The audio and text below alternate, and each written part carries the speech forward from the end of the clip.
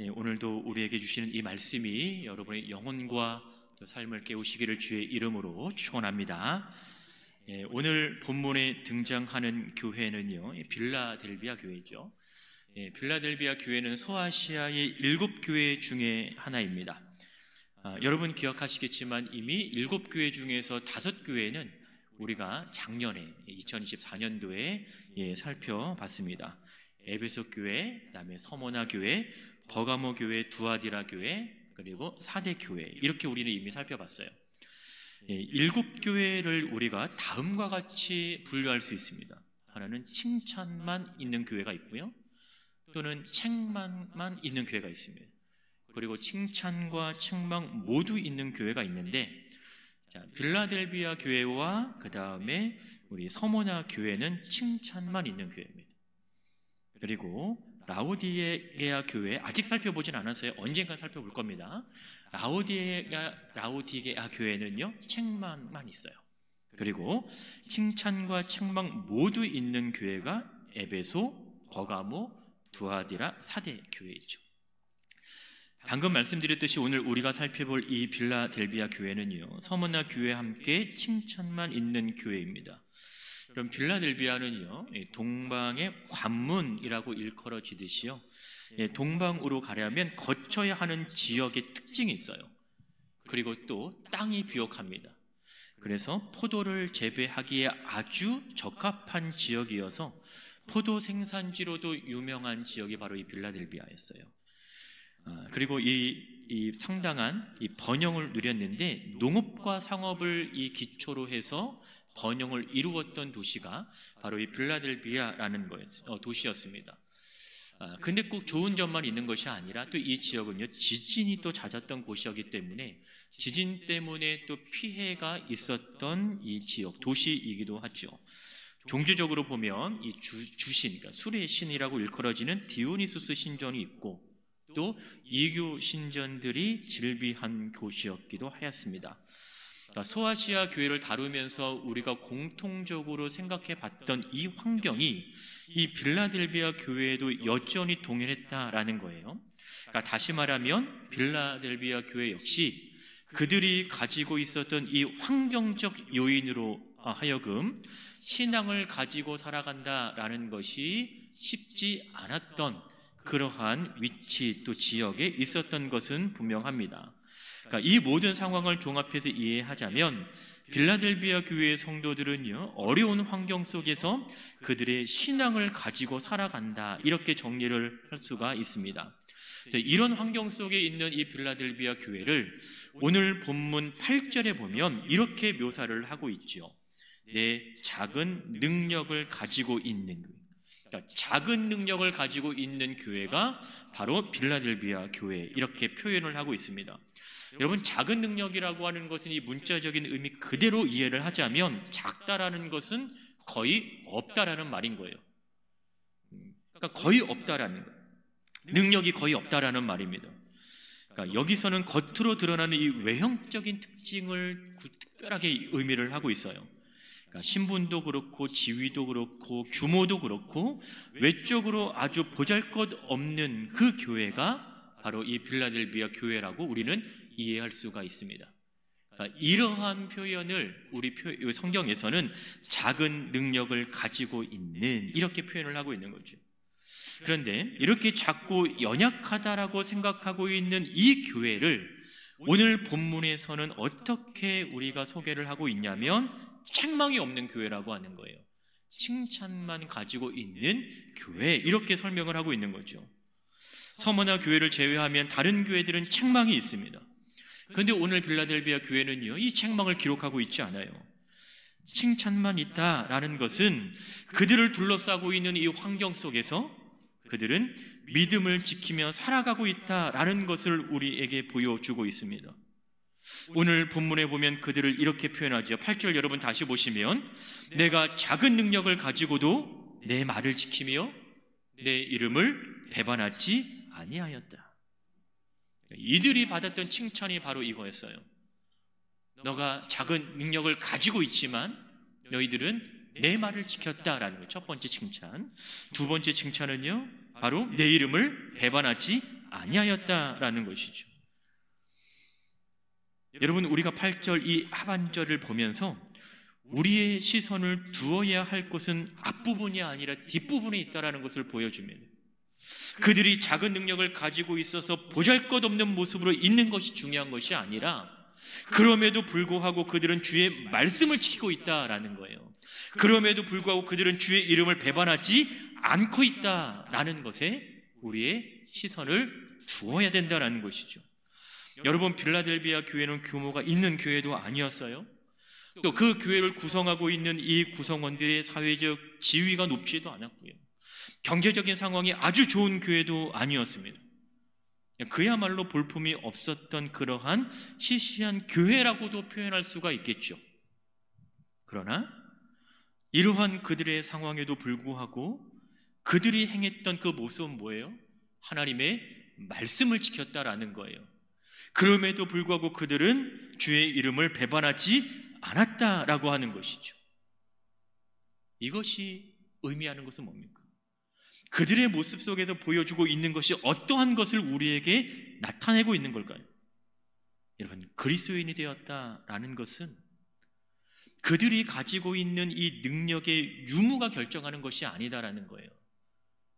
그들이 그리스도인으로 되었고 살아가고 있고 그들이 구원을 얻었다라고 하는 것은 전적인 하나님의 은혜라고 하는 것을 보여주고 있는 것이죠. 그들은 자신들의 능력을 가지고 살아가는 것이 아니라 그들은 하나님의 능력을 가지고 살아가는 자들이라고 하는 것을 우리에게 보여주고 있는 것입니다. 빌라델비아 교회 성도들은 자신의 능력을 믿은 것이 아닙니다. 주님의 말씀을 믿었습니다. 빌라델비아 교회 성도들은 그들의 자신의 능력을 본 것이 아니었어요. 하나님의 능력을 보았던 사람들이었습니다. 이러한 말씀의 능력을 알았기 때문에 자신들의 처지가 자신들을 지배하지 않도록 그들은 할 수 있었던 것인 거죠. 만약에 자신들의 처지를 그냥 보고만 있고 그 자신들의 처지가 자신들을 지배하도록 놓아두었다면 그들은 말씀의 능력보다는 자신들의 능력에 더 많은 관심을 가졌을 거라는 거예요. 그러나 그들은 주의 말씀을 믿었습니다. 또 하나는 그들은 주의 이름을 배반하지 않았다라는 것이죠. 그들은 지금 신앙으로 인해서 박해와 환난 가운데 있었습니다. 여러분, 박해와 환난 가운데 있는 그들이 이 박해와 환난으로부터 자유로울 수 있는 방법은 있습니다. 가장 인간적인 방법으로, 가장 인간적인 생각으로 보면 그 박해와 환난을 주는 원인을 포기하면 되는 거예요. 그렇죠? 그 원인을 포기하면 편안한 삶을 살아갈 수 있습니다. 박해로부터 자유로울 수 있고요, 환난으로부터 자유로울 수 있습니다. 그런데 그 원인을 포기한다라는 것은 무엇을 포기한다라는 거예요? 신앙을 포기한다라는 거죠. 하지만 그들은 오히려 박해와 환난을 주는 이 원인을 오히려 붙잡고 살아가는 자들이었다라는 거예요. 무엇을 위해서요? 복음을 위해서, 믿음을 위해서, 주를 위해서 그 환난과 박해의 원인을 포기하지 않고 오히려 그들은 살아가고 있습니다. 여러분, 8절 본문에서 지키다라고 하는 이 단어, 배반하지 않았다라고 하는 이 단어는 그들이 시험 가운데 있을 때 그들의 모습을 가장 잘 보여주는, 가장 정확하게 보여주는 표현인 거예요. 단어인 거예요. 그들은 어려움 속에서도 주의 말씀을 지켰다라는 거예요. 그들은 박해와 환난 가운데서도 예수 그리스도의 이름을 배반하지 않았다라고 하는 것이죠. 여러분, 이 세상에서 쉬운 시험은 없어요. 유쾌한 시험도 없고요, 즐거운 시험도 없습니다. 더군다나 신앙을 위해서 받게 되는 이 시험은 여러분 생각해 보시면 지금까지 여러분 살아오면서 경험했던 그 신앙으로 인한 그 어려움은요, 즐거웠습니까? 기뻤습니까? 유쾌했습니까? 아니요, 전혀 그렇지 않아요.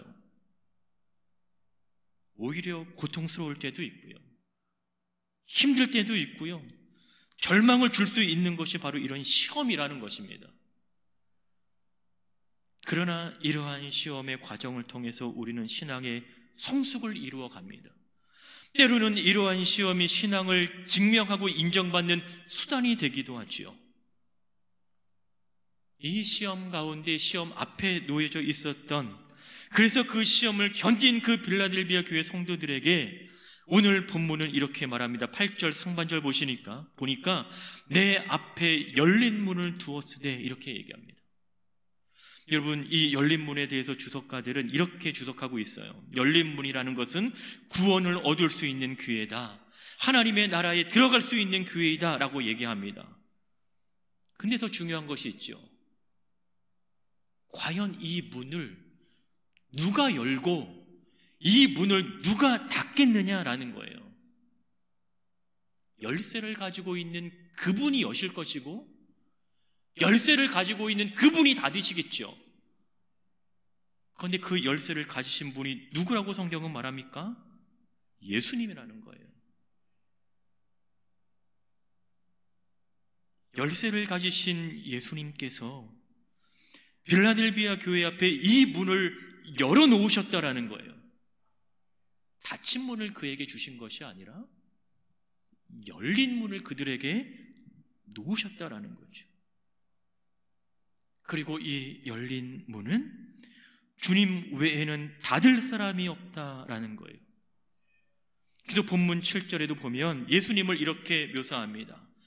다윗의 열쇠를 가지신 이가 있다라는 거예요. 근데 그 다윗의 열쇠를 가지신 이가 누구냐? 그 뒤에 보니까 열면 닫을 사람이 없고 닫으면 열 사람이 없는 그분이라는 거예요.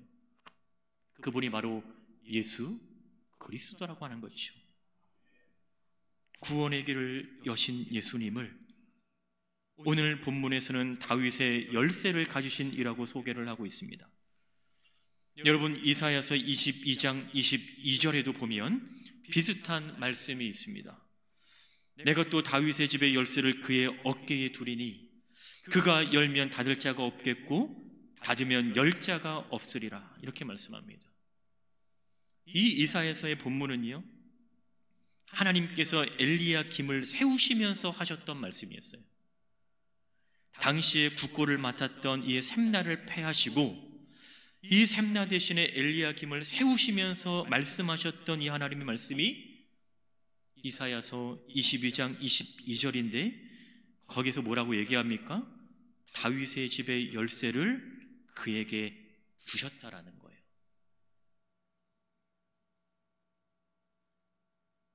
엘리야김에게 주셨던 그 다윗의 열쇠가 오늘 본문에서는 예수님에게 돌려지고 있는 거죠. 그런데 엘리야김이 가지고 있었던 다윗의 열쇠와 예수님께서 가지고 계신 이 다윗의 열쇠는 근본적인 차이가 있습니다. 엘리야김은 다윗의 가문에 대해 최고의 권세를 가지기는 했어도 그 권세는 제한된 권세라는 거예요. 영원하지 않다라는 거죠. 그러나 예수님께서 가지신 권세는요, 영원하신 권세라는 거예요. 우주적인 권세라고 하는 것이지요. 그 예수님께서 열린 문을 그 빌라델비아 교회 앞에 열어 놓으셨다라는 겁니다. 당시 그리스도인들은요, 회당으로부터 출교를 당합니다. 가정으로부터 핍박을 당하고 사회로부터 핍박을 당합니다. 그런데 그들에게 천국의 열쇠를 가지신 이가 열린 문을 주시겠다라고 위로하고 격려하고 있는 거예요. 내 앞에 열린 문을 두었으되, 이미 열려있는 그 문을 여러분들 앞에 두었다라고 하는 거예요. 이렇게 말씀하시는 예수님의 말씀을 통해서 우리가 알게 되는 것은 주님께서 절대적인 주권을 가지고 계신 분이라는 거죠. 구원의 여부는 그리스도의 절대적인 주권의 영역에 속해 있다라는 것을 우리는 알게 됩니다. 8절 상반절에서도 보면 이 열린 문을 주님 외에는 닫을 사람이 없다라고 얘기합니다. 그러면 구원은 예수 그리스도를 통하여서 이루어지는 것이기 때문에 예수님 외에는 구원을 이루실 분이 없음을 성경은 말을 하지요. 이러한 주님을 본문 7절에서는 어떻게 묘사합니까? 거룩하신 분인 거예요. 진실하신 분이라는 거죠. 여러분, 요한계시록 6장 10절에서 하나님을 거룩하고 진실한 분으로 요한은 소개합니다. 계시록 6장 10절 상반절만 보시면 큰 소리로 불러 이르시되 거룩하고 참되신 대주제여 라고 얘기합니다. 여기서 대주제라고 하는 것은 주님이라고 하는 말인 거예요. 통치자라는 말입니다. 여기서의 주님과 통치자는요, 하나님이신 거예요. 그러니까 하나님께서 거룩하신 분이고 하나님께서 참되신 분이라고 하는 거예요. 근데 오늘 본문에서 그 거룩함과 진실됨이 누구에게 적용이 돼요?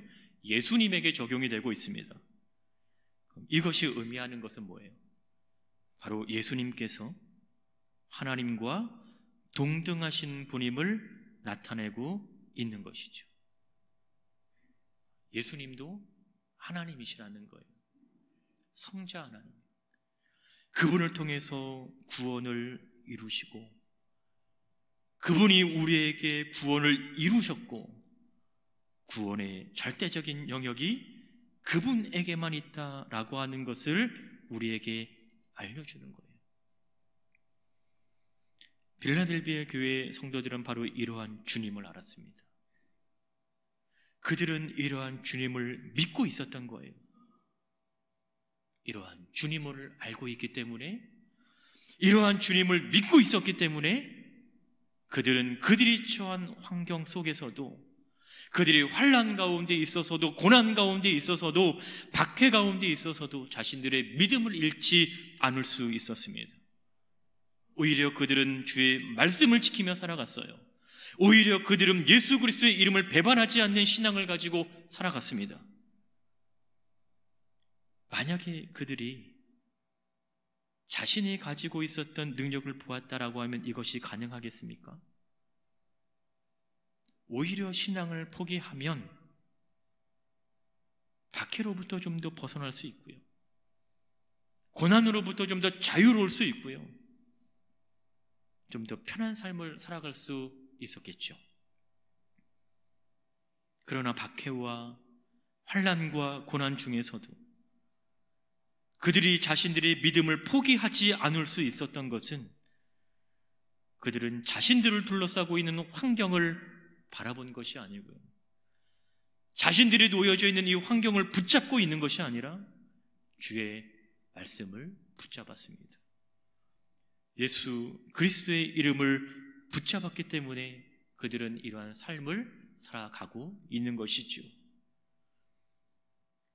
이러한 그들을 10절에서는 나의 인내의 말씀을 지킨 자들이라고 얘기합니다. 여러분, 여기서 인내는 빌라델비아 교회 성도들과 관련된 인내가 아닌 거예요. 주님의 인내입니다. 그러니까 인내와 말씀은 다 예수 그리스도에게 속한 표현인 거예요.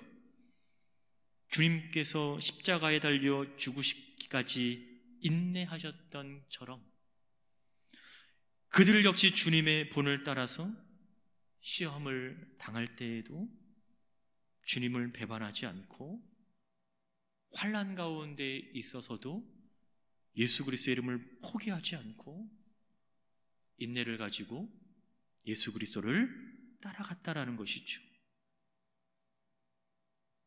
그러한 그들에게 여러분 10절 보시면 주님께서 그들을 시험으로부터 지켜줄 것을 약속하고 있습니다. 여러분, 이 10절은요, 지킴의 이미지를 계속해서 반복해서 사용하고 있는데, 그들이 주님의 말씀을 지켰듯이, 그들이 예수 그리스도의 이름을 지켰듯이 주님도 그들을 지키실 것을 약속을 하고 있는 것이죠. 여러분, 10절에 언급되는 이 시험의 때는 종말에 앞서 일어나게 될 시험의 때입니다. 결국 마지막 때에 주님께서는 빌라델비아 이 교회를 지키시겠다라고 약속을 하고 계시는 거예요. 마지막 때는 여러분 종말의 때잖아요. 이 종말의 때는 분명히 있을 것이라고 성경은 얘기를 하고 있는 거예요. 여러분 11절 보시면 내가 속히 오겠다라고 하는 이 예수님의 말씀은 반드시 종말이 있을 거라는 이 얘기인 것이죠. 누군가는 예수님이 더디 온다라고 얘기합니다. 누군가는 이 예수님이 오지 않을 거라고 얘기합니다. 그러나 성경을 보면 내가 속히 오겠다라고 하는 이 예수님의 말씀을 통해서 예수님은 반드시 오신다라는 거예요. 이 종말의 시기를 우리도 살아가고 있지만 이 종말의 시기를 살아가고 있는 그들에게 예수님이 이렇게 말씀을 하고 있는 거죠. 11절에 보니까 내가 가진 것을 굳게 잡아라는 거예요. 내가 가진 것을 굳게 잡는다. 그들이 가진 것이 과연 무엇이겠어요? 그들이 능력을 가지고 있습니까? 그들이 힘을 가지고 있습니까? 아니요. 우리가 이미 앞서 봤듯이 그들이 가진 것은 바로 이 말씀입니다. 그들이 가지고 있는 그 예수 그리스도의 이름입니다. 그런데 이 종말의 때에 그들에게 무엇을 말씀하세요? 너희들이 가지고 있는 그것을 굳게 잡으라는 거예요. 이 굳게 잡는다라는 이 표현은 오늘 본문의 문맥에 따라 우리가 이해하자면 지키라고 하는 거죠.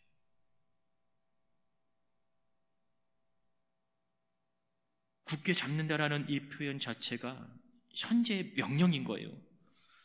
그러니까 계속 지속적인 의미가 그들 가운데 놓여져 있는 것이죠. 지금까지 너희들이 지켜왔던 것처럼 지금 이 순간도 계속해서 지켜나가야 할 것은 너희들의 가진 능력이 아니라 믿음이라고 하는 거예요. 신실한 삶을 계속해서 유지해야 되는 책임이 그들에게 있다라는 거죠. 이렇게 해야 되는 분명한 이유가 성경에 있어요. 아무도 내 면류관을 빼앗지 못하게 하기 위해서라는 거예요. 일반적으로 여러분 면류관은요 승자에게 주어지는 상이잖아요. 그런데 오늘 본문에 보면 이 면류관을 설명을 하면서 너의 면류관이라고 설명을 하는 거죠. 그 면류관, 내가 가진 것을 굳게 잡아서 아무도 면류관을 빼앗지 못하게 하라 이렇게 말씀하는 것이 아니고요. 내가 가진 것을 굳게 잡아서 아무도 너의 면류관을 빼앗지 못하게 하라는 거예요. 그럼 이 면류관이 이미 우리에게 주어져 있다라는 거죠. 이미 그들은 이 승자에게 주어지는 이 면류관이 그들에게 놓여져 있다라고 하는 거예요. 그러니까 본문에서도 너의 면류관을 빼앗지 못하게 한다라는 것은 아무도 너의 면류관을 가지지 못하게 하다라는 거예요. 근데 여기에서는 이 가능의 희박성인 거죠. 아무도 너가 가진 면류관을 빼앗을 수 없다라는 걸 얘기하는 겁니다. 왜? 그들은 하나님의 말씀 가운데 놓여져 있기 때문에, 그들은 예수 그리스도의 지키는 자들이기 때문에 그 어느 누구도 너가 취한 그 승리의 면류관을 가질 수 없다라는 거예요. 빼앗을 수 없다라는 것이죠. 여러분에게도 동일한, 우리에게도 동일한 면류관이 있잖아요. 우리에게도 이미 이 승리의 면류관을 우리가 소유하며 살아가고 있잖아요. 중요한 것은 그 어느 누구도 우리가 가진 이 면류관을 빼앗을 수 없다라는 것이죠. 승리는 거저 주어지는 것이 아니죠. 성도들은 이 면류관을 지키기 위해서 고난을 이겨내야 하는 삶을 살아가야 하는 거예요. 여러분 11절에 이 내 면류관을 빼앗지 못한다라는 것은 좀 전에도 말씀을 드렸지만 너는 지금 이미 너의 면류관을 가지고 있는 상태를 얘기하는 거거든요. 이 면류관을 얻기 위해서 우리가 고난을 이겨내는 삶을 살아가는 것이 아니라 우리에게 주어진 이 승리의 면류관을 지키기 위해서 우리는 지금 신앙의 삶을 살아가고 있는 것이죠. 여러분 히브리서 12장 1절에도 보면요, 이러한 경기에 대한 이미지를 사용하고 있는데, 여러분, 경기하는 자에게 필요한 자세가 여러분 2절에 나타납니다. 2절 보시면 이렇게 얘기를 하고 있죠. 믿음의 주요 또 온전케 하시는 이 누구를 바라보자? 예수를 바라보자라는 거예요. 1절에 언급되었던 이 경기, 이 경주에 대한 이미지를 사용하면서 이 경주에 임하는 그 사람들에게 필요한 것이 뭐냐 라고 얘기했을 때 2절에 보니까 누구를 바라봐라? 예수님을 바라보는 거예요. 우리가 할 수 있는 것은 없다라는 거죠. 예수님 바라보는 것 외에는 없는 거예요. 내가 가진 능력이 나를 지키는 것이 아니고요, 내가 가진 능력이 나의 믿음을 지키는 것이 아니라 우리가 예수님을 바라봄으로 인하여서,